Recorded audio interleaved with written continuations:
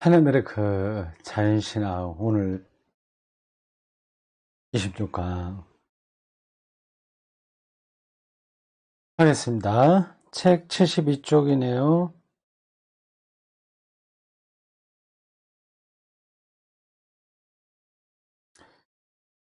새로운 패러그래프입니다.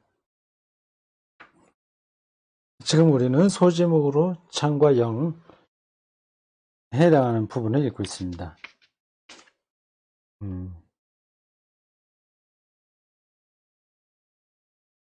장 개념이 옛날 헬라 철학 때부터 시작했다고 하네요. 그게 이제 최근 물리학의 접목에 대해서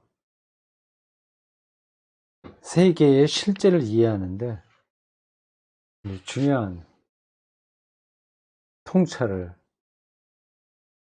주고 있습니다. 그 장개념이라고 하는 것만 우리가 좀 느껴도 세계가 새롭게 보일 겁니다. 필드 티어리, 보이지 않는 힘이 그 장 개념으로 이 물체와 질량을 변화시킨다 겁니다. 그러니까 이게 더 상위 개념이라고 하는 거죠. 그거 관점으로만 이 모든 과학적으로 나타나는 현상들이 설명되는 겁니다. 그게 공교롭게도 혹은 당연하게도 푸뉴마, 이 영과 연관되니까 기독교 입장에서는 큰 힘이 되는 거죠. 젬마에 따르면 현대 물리학에서 장 개념의 직접적인 선조는 스토아 학파의 신적 푸뉴마론인데, 여긴 자꾸 푸노이마라고 했는데 왜 그렇게 발음했는지 모르겠어요. 푸뉴마라고 보통 하지. 근데 여기서 신적 푸뉴마는 모든 삶으로 관통하는 힘으로서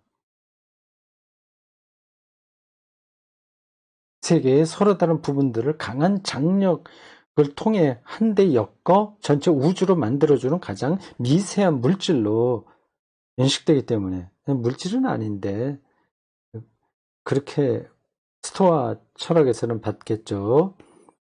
이 신적 푸뉴마는 사물들이 담지한 서로 다른 운동들과 특성들 뿐만 아니라 그들의 응집성까지도 설명하고 있다. 그래요. 꽃이 펴서 그 형태를 유지하는 게 응집성이거든요. 이게 푸뉴마론에서 설명되는 겁니다. 그 고대인들이 그렇게까지 아주 깊이 있게 사물과 그 현상들을 분석했군요.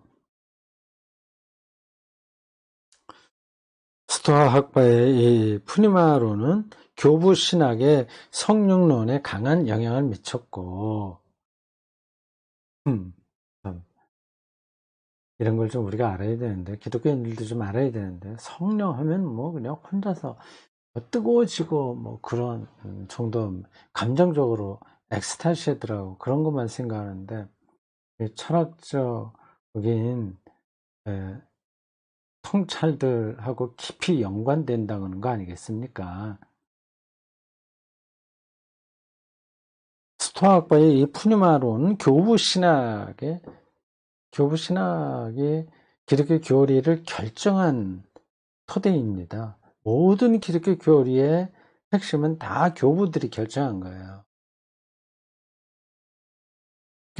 그 교부신학이 이 푸뉴마론으로부터 성령론 과의 관계에서 강한 영향을 받았어요. 특별히 창조에서 영이 담당했던 우주론적 기능을 기술하는 데 큰 영향을 미쳤다. 기독교가 상당히 열린 자세였다고 하는 거죠. 자기들만 비의적으로 특별한 진리를 세상과는 단절된 채 유지하려고 하지 않고 세상을 향해서 문을 활짝 열고 어떤 목소리라도 그 기독교가 말하고 있는 그 진리를 더 효과적으로 설명할 수 있는 거라고 한다면 다 받아들인 거죠. 거기에 이제 그 당시에 헬라처럼 후기 플라톤주의도 있고 하여튼 스토아가 얘기하는 그 푸니마론이 그 성령론과 관계에서 크게 도움을 주었다. 얘기입니다.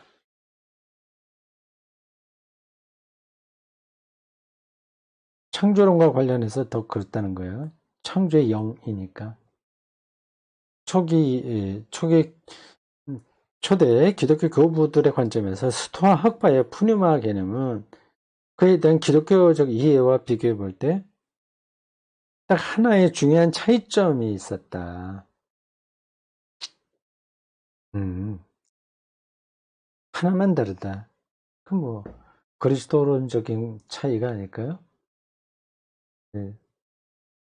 스토아 철학의 푸니마와 기독교의 푸니마에서 가장 결정적인 차이는 그리스도의 영으로 이해하냐 아니냐 그거로 제가 생각되는데 진짜 그런지 안 그런지 좀 보겠습니다.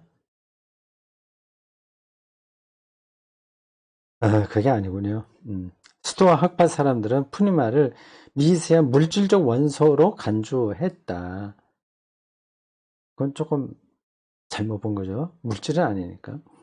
이것은 기독교 신학자들로서는 받아들일 수 없는 내용이었다. 왜냐하면 그들은 하나님이 물질적 지체를 갖고 있다고 상상할 수 없었기 때문이다. 그래서 교부들은 신적 실제를 순수한 영적인 것으로 표상하는 플라톤의 개념을 채택하였다.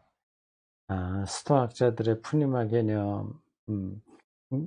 영향을 많이 받긴 받았으나 결국 그들은 아주 미세한 원소 입자를 생각하고 있었기에 계속 같이 가지 못하고 이데아를 얘기하는 플라톤 개념에서 푸니마를 받아들였다. 그래 보면 되겠습니다. 그와 같은 유의 난점들은 현대 물리학의 장 개념에 더 이상 짐으로 작용하지 않는다. 왜냐하면 장 내부에서 파동들이 확장되어 가는 데에는 어떤 에테르 스토아학자들이 얘기하는 철학에서 얘기하는 에테르겠죠. 에테르 혹은 매질이 필연적으로 전제되지 않기 때문이다. 그렇죠. 이렇게 양자역학에 오면 더 그렇습니다. 어떤 매개가 없어. 근데 나타나. 근데 이게 이 연필이요. 이렇게 던지면 지나가는 곳 공간이 필요하지 않습니까? 이거를 수학적으로 계산해낼 수 있어요. 쭉 가면 타원을 그리면서 뚝 떨어지죠. 중력에 의해서. 요거는 흔적을 다 남기고 있습니다. 뭐 사라지긴 하나 그건 나타나는 거예요. 사진을 카메라로 찍으면 여기 날아가는 게 그대로 보입니다. 근데 양자 개념에서는 그게 없어요. 여기 있다가 이동하는 통로가 없어요. 갑자기 저기 또 나타날 수 있습니다.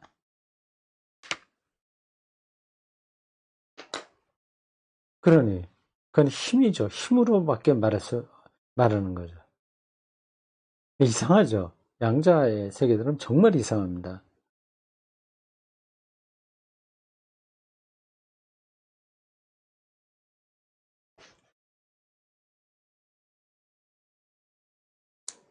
그러니까 수토학자들이 얘기하는 그 미세한 입자, 저는 그건 이제 극복한 거죠. 네. 초기독교 교부들이 정말 잘한 선택입니다. 그냥 그대로 따랐다고 한다면 오늘날의 이 자연과학에서 조금 하자로 보이겠죠. 그러므로 스토아 학파의 장개념이 담자고 있던 주요한 신학적 난점이 근대 발전을 통해서 제거된 셈이다. 곧 스토아 철학자들하고 기독교 교부들하고 그 갈등이 있었는데 그 점에서는 그 입자냐 아니냐 그런 점에서는 그 푸르마를 아주 미세한 입자로 볼 거 아니냐 하는 점에서 갈등이 있었는데 이제는 현대과학에 의하여 해결됐다고 하는 겁니다.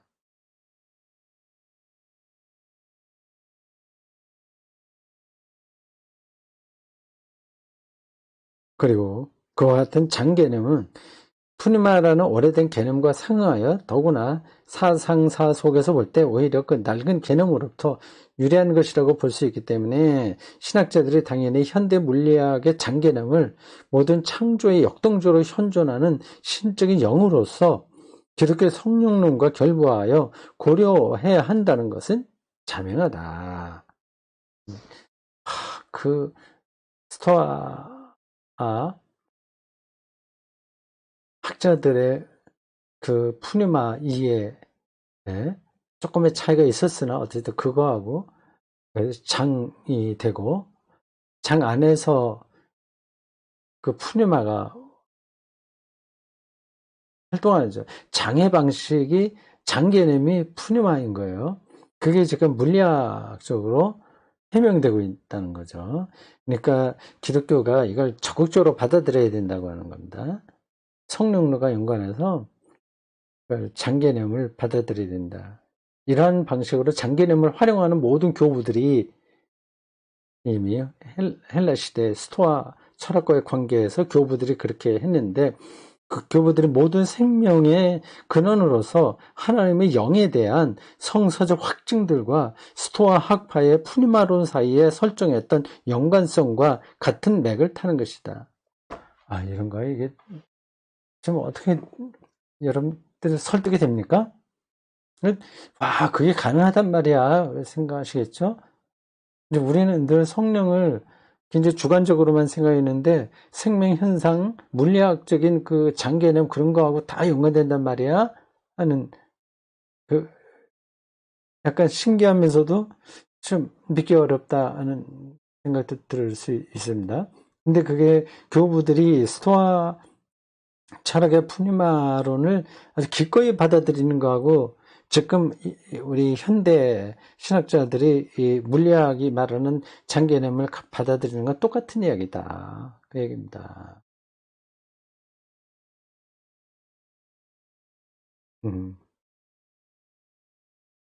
그러니까 이러한 물리학의 장개념과 신학이 대화하는 거는 그 신학이 변질되는 게 아니라 오히려 교부들이 취했던 신학적인 스탠스보다 다를 거 없다. 그죠? 음.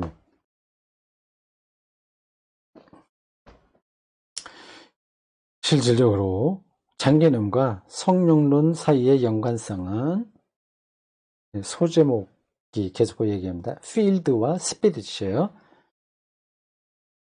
연관성은 중세 스콜라주의와 근대 초기라고 하면 언제일까요? 18세기인가? 아니요, 17세기. 신학에서 상당한 중요성을 지니고 있었던 아리스토텔레스의 운동론과 운동론이 성령론과 맺고 있던 관계보다 더 친밀하다. 아리스토텔레스의 운동론으로 성령론을 설명하려고 했었나 봐요. 근데 그거보다도 지금은 더 가깝다, 이 문제가. 아리스토텔레스의 운동론과 성령론의 관계보다도 장개념과 성령론의 관계가 더 가깝다.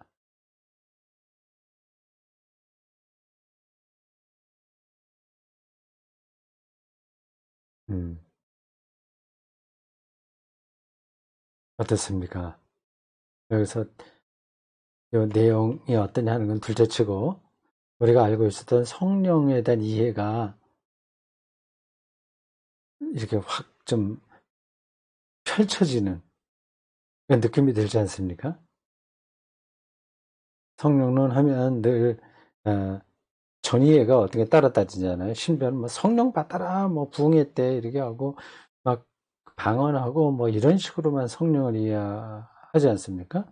그리고 뭐 성령의 뭐 9가지 열매 뭐 하고 성령을 어떤 우리의 내적인 그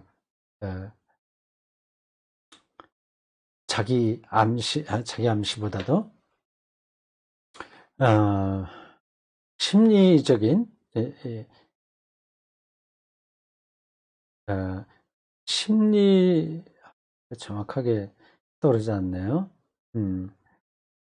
지나가겠습니다. 하여튼 개인의 그 주관적이고 심리적인 능력 이런 거로만 보잖아요. 성령을 교회에서는. 그게 아니라 이 현대 물리학의 최첨단 개념인 개념과 아주 가깝다는 얘기입니다. 아리스토텔레스의 물리학이 운동을 물체들로 환원한 것은 근대 초 기계론적 운동론의 출발점이었고 결국 그로부터 신학 분야와 연관된 많은 문제점들이 배치되어 나왔던 것이 사실이다. 하지만 미는 거요. 밀고 누름, 프레셔에 의해 이루어지는 기계론적 운동 모델과는 대조적으로 장개념은 자연을 영적으로 해석할 수 있는 길을 터줄 수 있었다. 네.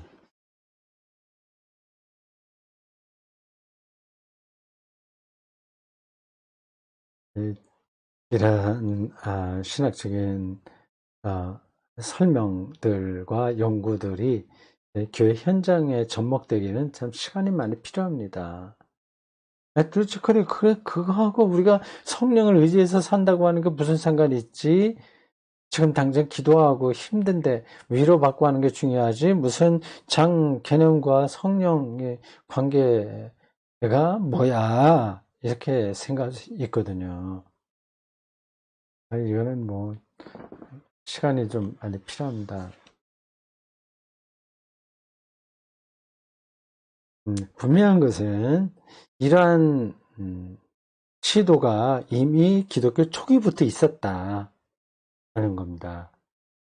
지금 현재 이러한 자연신학에 대한 설명, 이러한 시도들이 우리에게 좀 낯선 것처럼 들릴지 몰라도 사실은 초기 기독교도 스토아 철학의 푸뉴마를 통해서 성령을 설명하는 작업이 그렇게 낯설었죠, 당연히. 그러나 그거를 과감하게 시도한 거거든요. 지금도 그래야 되는 거죠. 이는 특별히 모든 물질 현상들을 보편적 역장으로 환원한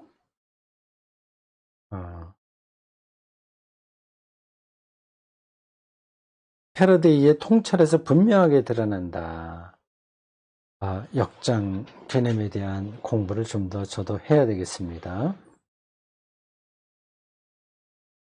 그러나 알버트 아인슈타인의 형이상학은 의도적으로는 그와는 반대 방향으로 나가면서 힘 개념을 중력에 대한 기하학적 해석으로 환원시키고자 하였는데 이게 무슨 뜻인지 제가 잘 모르겠어요. 기하학적 해석으로 환원시키려고 했다? 다시 말하면 힘의 개념을 구분 공간에서 힘을 담지하지 않은 물체들 간의 운동으로 기하학적으로 환원하여 기술화했다. 와닿지 않습니다. 그냥 넘어가요. 이러한 맥락에서 우리는 아인슈타인이 양자 물리학의 불확정성에 대하여 지극히 회의적이었다고 하는 사실을 떠올리게 된다. 그렇죠. 아인슈타인이 이 양자 개념에 대해서는 마땅치 않게 생각했던 것 같습니다. 그게 좀 뜻밖이죠? 그 위대한 물리학자가 양자역학을 뭐 어떻게 표현했는지는 제가 잘 모르겠습니다만, 아이, 그 허튼 소리야. 대충 이런 입장을 보이지 않았겠습니까? 뜻밖이죠. 근데 양자 개념은 지금은 그 부정하는 물리학자들이 없습니다. 모르겠어요. 아인슈타인이 완전히 부정한 건지 아니면 어느 부분이 아직 설득력이 없다 그렇게만 얘기한 건지는요. 여기서 아인슈타인의 발언이 언급되네요. 하나님은 주사위 놀이를 하지 않는다. 그 유명한 경고입니다. 하나님은 주사위 놀이를 하지 않는다.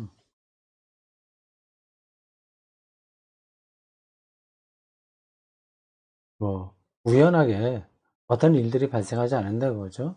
근데 양자의 개념에서는 다 우연한 겁니다. 주사위 놀이처럼 보일 수도 있어요. 제가 맞는 이야기를 하는지 모르겠습니다. 베르크선에 따르면 아인슈타인은 기본적으로 장의 법칙들과 속성들을 상수치로 표현하는 데 관심을 갖고 있었어요? 있었어. 페르데이의 역장 개념과 우주장의 기하학적 특성이라는 아인슈타인의 개념 사이에 놓인 차이의 배후에는 종교적 전제들이 작용하고 있었던 것이 아닐까. 역장 이런 것까지는 중요한 거 상수 꼭 있어야 될 것으로 보긴 봤다는 거예요. 아인슈타인도. 근데 양자 물리학의 불확정성, 이 불확정성 말 그대로요. 어떤 양자의 그 아주 미세한 세계에서는 계산해낼 수 없다는 겁니다. 이 전자가 어디로 튀고 어떻게 된다는 거 계산이 안 돼요. 실험을 할 수가 없어요. 그걸 불확정성이라고 합니다. 그렇기 때문에 이 필드 개념을 상수치로 놓긴 했으나 이런 차이를 보인다는 겁니다. 그 차이의 배경에 종교적 전제들이 있는 게 아닌가 이렇게 말하고 있네요. 헤르데이의 추론에 근거하여 우주장을 역장으로 간주한다고 해도 그것이 곧 창조 속에 현현하는 신적 영의 활동적인 역동적인 활동과 동시되지는 미안합니다. 그 앞에 거 읽지 않고 넘어왔는데 제가 시간을 보면서 그리고 책 어디까지 빨리 읽어야 되는데 그래서 쫓기다 보니까 그렇게 됐습니다. 중요한 걸 놓쳤네. 종교적 전제들 그 차이가 있다고 하는데 그게 뭐냐 이게 나옵니다. 그들 간의 차이는 헤르데이하고 아인슈타인의 차이는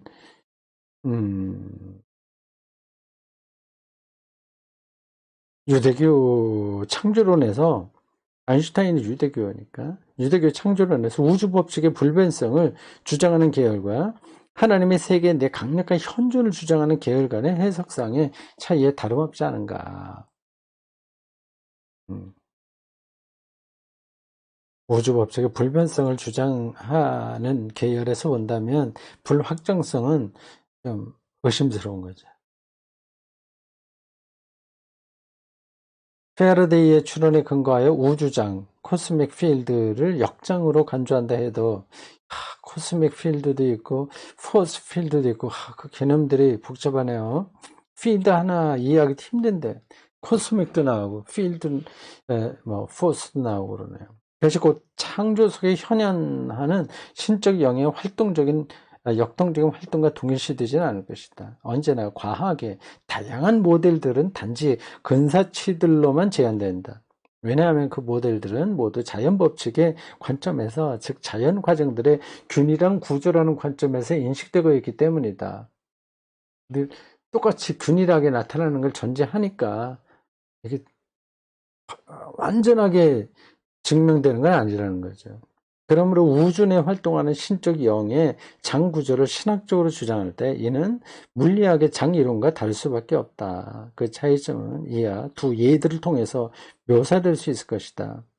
밑에 나오겠네요. 우주 장 내의 서로 다른 부분들이 장 그 자체와 어떻게 관계하는가의 물음에 관련하여 한 예를 들 수 있을 것이고, 우주 장, 코스믹 필드, 그거를 전체를 장으로 본다는 거죠. 있어서 우연성과 시간의 문제를 다루는 문제와 관련하여 또 다른 예를 들 수 있다. 와, 참 복잡합니다. 우리가 물리학자도 아니고 물리학 전공하지도 않은데 이 책을 따라가려고 하니까 완전히 미천이 드러납니다. 그래도 뭔가 전달되는 건 있죠. 자, 한 패러그래프 마저 읽겠습니다. 그래서 다음 소제목은 이제 그 다음 시간에 하면 되겠습니다. 여기 소제목 나오죠. 여기까지 얼마 안 남았습니다. 공간과 시간인데, 그 공간과 시간도 참 재밌는 개념이죠. 자, 부분들과 장과의 관계 물음으로 표현되는 첫 번째 예는 신학자들로 하여금 낡은 천사론의 분야로 발걸음 딛게 만든다. 갑자기 낡은 천사론이 뭐야? 이것만으로도 물리학의 장개념과 장개념의 신학적 적용 전용 사이에 놓인 차이점을 변별하는 데는 충분하리라 생각된다. 전통 신학은 천사들을 하나님의 영과 구별하였지만 심부름꾼이지 영은 아니고, 그럼에도 불구하고 유한한 실제로서가 아니라 비물질적이고 영적인 실제들로 간주하였다. 천사들. 예, 성경에는 이제 그러한 존재로 나타나죠. 이들은 하나님의 메신저들로서 혹은 하나님의 권위적 활동으로서 혹은 하나님으로부터 탈출한 악마적 힘으로서 인간 존재들의 역사세계와 자연세계에 관계한다. 영적 역동성을 담지한 장구조의 관점에서 영적 역동성, 푸뉴마의 다이나믹한 그런 장구조의 관점에서 이제 전달이 됐죠. 그러니까 물질 중력 이런 것들보다도 더 상위에 있는 그 푸뉴마가 다이나믹하게 활동하는 그 장구조 관점에서 우리는 천사 개념의 속에 의도되고 있는 주제가 우주장에 상대적으로 독립된 부분들의 창발과 동일하다고 간주할 수 있다. 천사가 우발성, 창발, 우발성이 아니라 창발. 네, 넘어가겠습니다. 그러나 신학적 전통에 따르자면 천사들은 하나님의 편에 서거나 아니면 하나님에 대적하여 서기를 스스로 결정하는 인격적인 영들이다. 악한 천사도 여기 포함되는 거예요. 종교 현상학에서 인격 개념은 다소 파악 불가능한 힘들의 영향력과 관계 있음을 상기하자.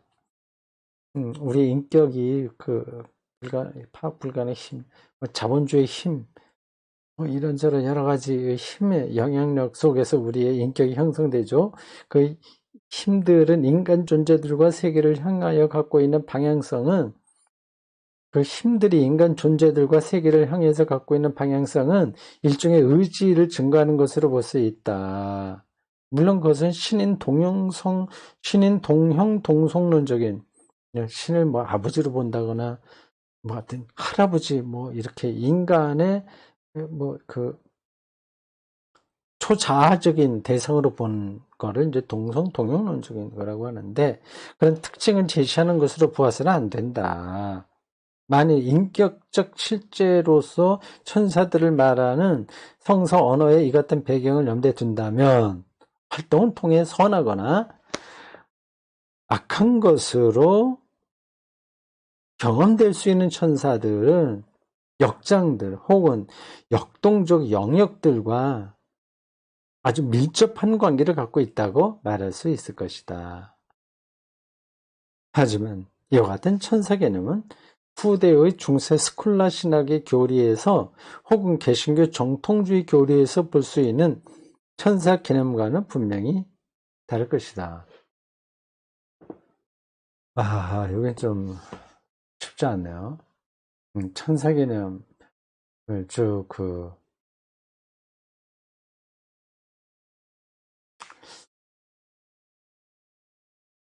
역장 문제, 우주장 안에서 얘기를 하고 있는데, 되겠습니다. 제가 설명하다가는 할 수도 없는 상태에서 하다 보면 점점 더 말이 겉돌 것 같아서 그만두겠습니다. 예, 어쨌든 여기서 판넨베르크가 그 역장도 역장도 있고, 우주장도 있는데, 그게 성령론, 특히 이제 창조와 관련된 창조의 영으로서의 그 성령을 이야기하는데 매우 설득력 있는 학문적 토대가 된다. 그 얘기를 하는 겁니다. 거기에서 성경이 신학이 말하는 그 푸뉴마, 그걸 이제 역장이라고 한다면, 장이라고 한다면, 물리학이 얘기하는 것하고의 같은 관점과 다른 관점들을 얘기를 한 겁니다. 다른 관점이 이제 천사를 통해서 설명한 건데, 그건 제가 정확하게 이해하지 못하겠습니다. 여러 번 읽으면 좀 이해할 수 있겠는데, 처음 이렇게 읽어갖고, 생각이 좀 정리가 되지 않았네요. 여러분들도 이거 더 생각하지 마시고, 이 부분은 그냥 지나가면 되겠습니다. 소제목이 말하는 것만, 핵심만 알고 있으면 되겠습니다. 장과 영이에요. 필드와 스피릿, 이게 초기 기독교가 스토아 철학의 푸뉴마 개념을 받아들임으로써 성령론을 훨씬 그 당시 보편적 학문 토대에서 확장하여 설명했듯이 오늘날 우리는 물리학의 장 개념을 창조의 영인 성령을 설명하는 데에 아주 가까운 대상으로, 친구로, 이웃처럼 그걸로 여겨야 된다. 필드와 영은 똑같은 것은 아니나, 영을 설명하는데 필드 개념은 핵심적이다. 그런 정도만 아시면 되겠습니다. 똑같은 게 아니라고 얘기했냐면, 그건 이제 천사 개념으로 얘기를 했는데, 그 천사도 조금 시대에 따라서 이해가 좀 다른가 보네요. 지금 정리가 안 돼서 그만두겠습니다. 자, 여러분들 고생하셨습니다. 저야 그냥 읽고서 재미있게 아는 것만큼 설명하는데, 여러분들은 이런 책들을 처음 읽어보셨기 때문에 골치가 아프시겠네요. 수고하셨습니다.